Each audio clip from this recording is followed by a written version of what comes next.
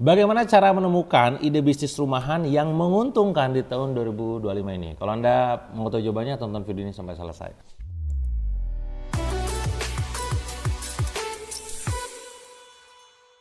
Oke teman-teman semua, banyak di antara kawan-kawan semua, para peserta Halako bisnis saya, para member jual lari saya, dan juga followers tentunya yang ngechat dan bertanya, Kang di tahun 2025 ini kalau misalkan kita pengen bisnis tapi pengen bisnis rumahan, apa yang perlu saya lakukan? Nah hal-hal ini yang memang perlu kita temukan solusinya. Saya pribadi teman-teman semua, tahun demi tahun, bulan demi bulan itu selalu mencari dan juga menemukan ide-ide baru yang bisa dieksekusi di lapangan. Alasan apa yang terjadi? Setiap bulannya, setiap tahunnya kita menelurkan bisnis-bisnis baru.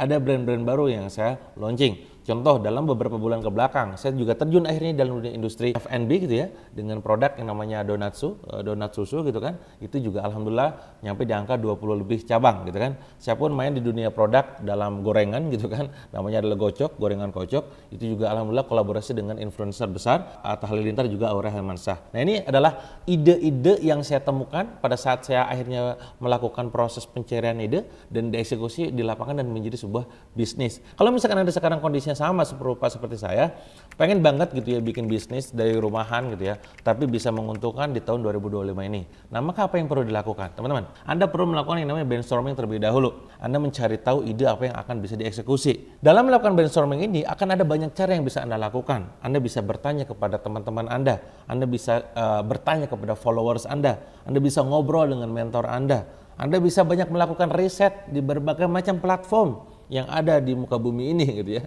terutama di digital. Ada ngelihat ternyata di kalau data katakanlah di TikTok, oh ini produk yang lagi rame, maka garaplah itu. Anda ngelihat di Shopee, oh ternyata ini paling rame, Anda garaplah itu. Anda ngelihat teman-teman Anda jualannya laris, fenomena trennya yang laris apa, Anda garap itu. Anda pun melakukan yang namanya SWOT analisis juga, apa hambatannya ya, lalu apa kekuatan Anda dan apa kelemahan Anda. Nah di situ Anda petakan, oh di sini kelemahannya adalah ini, kekuatannya ini, saya punya ini, maka saya garap ini aja deh gitu ya.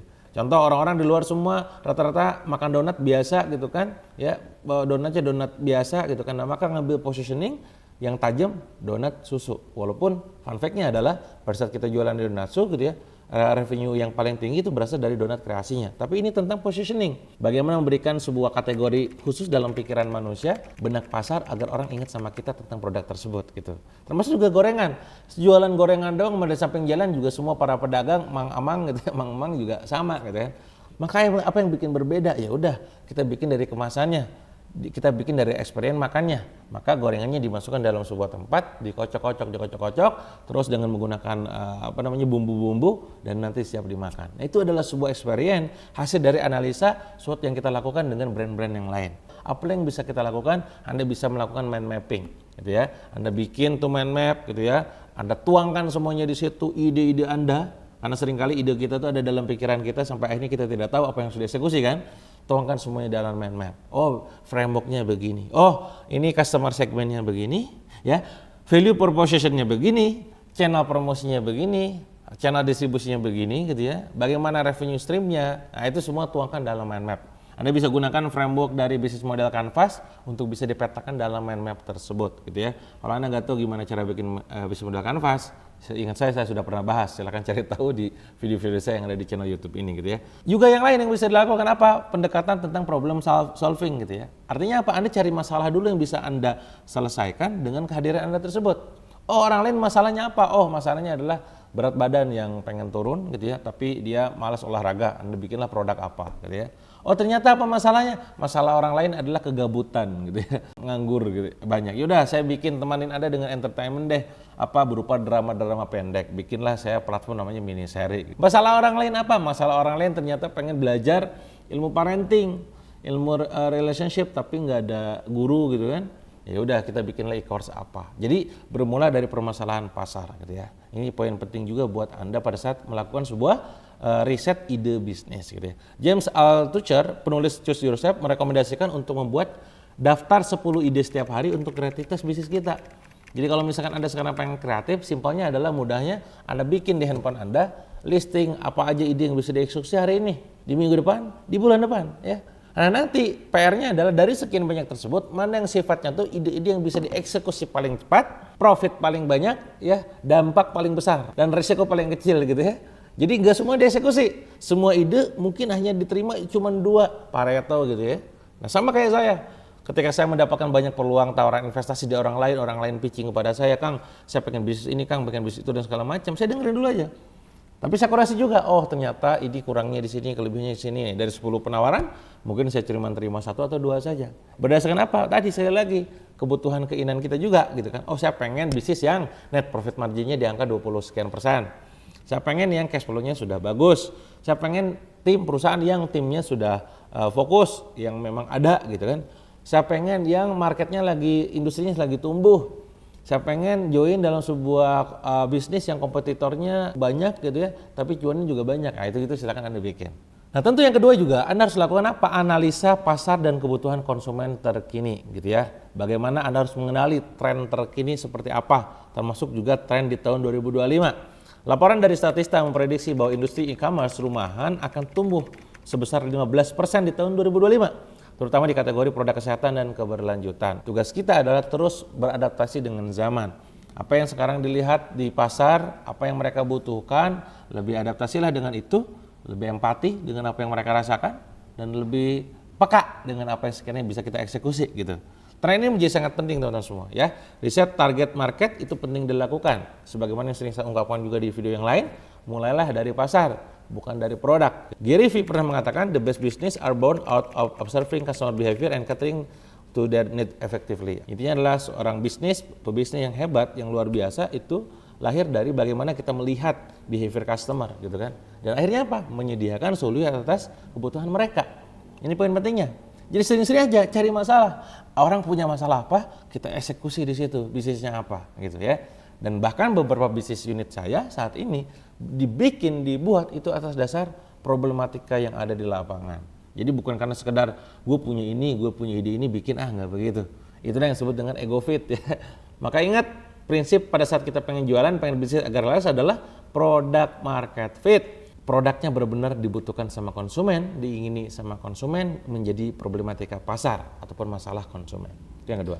Nah sekarang kita bahas tentang contoh ide bisnis rumahannya yang potensial seperti apa saja teman-teman. Yang paling gampang dari sekian banyak industri adalah bisnis kuliner. Why bisnis kuliner? Karena sekali lagi bisnis kuliner itu bisa dikatakan nggak harus nunggu lama untuk kayak misalkan katakanlah ngurusin BPOM-nya, halalnya kayak skincare gitu kan. Gak usah bikin lama kayak bikin platform, bikin ngoding ya. Kita tinggal masak, kita tinggal produksi, jadi jual gitu ya. Produksi jadi jual gitu doang. Semudah itu. Makin banyak konsumen yang memang sekarang membutuhkan produk-produk kesehatan dari segi makanan. Anda bikin kuliner, tapi kulinernya katakanlah yang healthy food. Orang sudah mulai aware terhadap kesehatan dan maka tugas Anda di situ menyediakan solusi atas permasalahan mereka. Bikinlah produk-produk yang sifatnya tuh kuliner berhubungan dengan kesehatan. Menurut Nielsen, pasar makanan sehat diprediksi tumbuh hingga 1,1 triliun dolar secara global pada tahun 2027. Bayangkan, produk makanan sehat akan tumbuh signifikan di tahun 2027. Nah, tugasnya kita adalah sekarang masuk ke dalamnya. Bikin minuman kesehatan kah, makanan kesehatan kah, atau apapun itu yang sifatnya itu berbau sehat gitu, yang bisa kita kombinasikan dengan kuliner ataupun catering sehat gitu ya. Apalagi ide yang bisa kita lakukan di tahun ini teman-teman semua, Anda bisa bikin konsultasi online ataupun freelancing. Ya, bagaimana sekarang orang-orang semua pada termudah akses lewat online. Mau konsultasi itu bisa dilakukan. Bahkan beberapa minggu yang lalu saya memberikan konsultasi kepada salah seorang UMKM dari asal Makassar. Saya di Bandung, dia di Makassar, konsultasi, dia jualan gula aren gitu kan. Ya udah konsultasinya sejam gitu kan. Dan itu sangat mungkin dilakukan. Daripada Anda datang ke Bandung, ke saya ketemu trending 2 hari gitu kan. Bayar sekian juta, ya udahlah bayar sekian juta tapi untuk 1 jam dedicated buat Anda gitu ya. Jadi itu sangat mungkin banget. Saya pribadi sangat meluangkan waktu gitu ya, kurang lebih mungkin dalam seminggu cuma 2, 4 sampai 6 jam saja untuk membantu teman-teman UMKM. Nanti kalau misalkan Anda pengen konsultasi bareng saya langsung, curhat ceritanya gitu ya, langsung aja kontak tim saya di DP Management. Kontak aja Japri, DM, Kang pengen konsultasi sama Kang Dewa gimana caranya gitu. Bahkan program ataupun produk freelancing, konsultasi itu bisa dilakukan. Saya pribadi dulu teman-teman, pada saat berat badan saya masih di angka 88 kilo gitu ya. Saya pernah berat badan 92 teman-teman ya. Sampai akhirnya saya turun menjadi 78 kilo, artinya ada 10 kilo saya turun. Saya melakukan konsultasi online sama salah seorang yang memang concern dalam dunia diet gitu kan. Online ya, lewat Zoom gitu kan, lewat Japri by WA, bayar ya, berapa juta gitu, tapi worth it, turun berat badan, lebih sehat dan segala macam. Bahkan saya diajarin ini pola makannya Kang, ini pola olahraganya Kang, ya. Ini kardionya begini, nanti latihannya begini, ini makanannya cemilannya kalau mau cemilan sehat begini. Itu penting, bisa penting buat kita-kita yang pengen sehat. Dan itu sekali lagi konsultasi online. Sekarang kita lihat juga banyak para influencer di luar sana sudah buka jasa seperti itu juga. Yang ketiga yang bisa juga Anda lakukan adalah kalau Anda capek untuk memberikan konsultasi online one on one, maka Anda bisa bikin yang namanya online course ataupun ebook. Ya, online course atau ebook ini bisa dilakukan, bisa dibikin untuk bisa menjual dari satu ke banyak orang. Kalau Anda skillnya adalah ngomong, maka e-course dibikin. Kalau Anda skillnya adalah nulis, maka ebook dibikin. Dan ini terkait dengan produk digital. Tentu ada ilmunya sendiri. Ya, saya pribadi sudah nulis ebook lebih dari 3 ebook untuk tahun 2024 kemarin dan alhamdulillah tembus di angka ratusan juta rupiah. Di tahun ini bahkan saya pribadi punya target setiap bulan menelurkan 1 ebook baru ya, yang nanti akan kita rilis di publik agar hasilnya apa? Bisa tembus di angka ratusan juta rupiah juga. Alhasil total penjualan dari ebook dan e-course saya sekarang sudah di angka miliaran rupiah. Tentu sekali lagi ada frameworknya. Kalau Anda pengen belajar gimana cara framework menjadikan sebuah ebook, e-course, template, platform, tools, dan apapun itu produk digitalnya agar bisa ngasilin ratusan juta rupiah, ada baiknya Anda ikutin program saya dengan Mas Andi Andropia yang berjudul digitalproductcreator.id. Di sini kita akan dampingin Anda selama 12 bulan, bayangin, agar Anda bisa dapat cuan ratusan juta rupiah dari produk digital. Kalau Anda pengen join, silahkan cari tahu nanti di deskripsi ataupun di pin komen ya. Nah itu teman-teman ya, itu adalah beberapa ide gitu ya yang bisa Anda lakukan dari rumahan yang nanti bisa berpotensi menguntungkan. Saya pribadi banyak bekerja dari rumah, bekerja dari remote gitu kan, jarang ngantor, standby seharian gitu kan, dan itu terbukti bisa cuan banyak. Nah maka ini pula yang bisa Anda lakukan, bisa Anda contek dalam bisnis Anda, dalam kehidupan Anda, dan dalam pribadi Anda. Semoga apa yang saya sampaikan ini memberikan gambaran, insight-insight baru buat Anda. Kalau Anda ada pertanyaan silahkan komen di kolom komen. Kalau Anda ada request khusus tentang video apa lagi yang perlu saya bahas, komen juga boleh. Dan kalau suka jangan lupa like, comment, subscribe, dan juga share video ini ke teman-teman lainnya. Sampai jumpa di video berikutnya.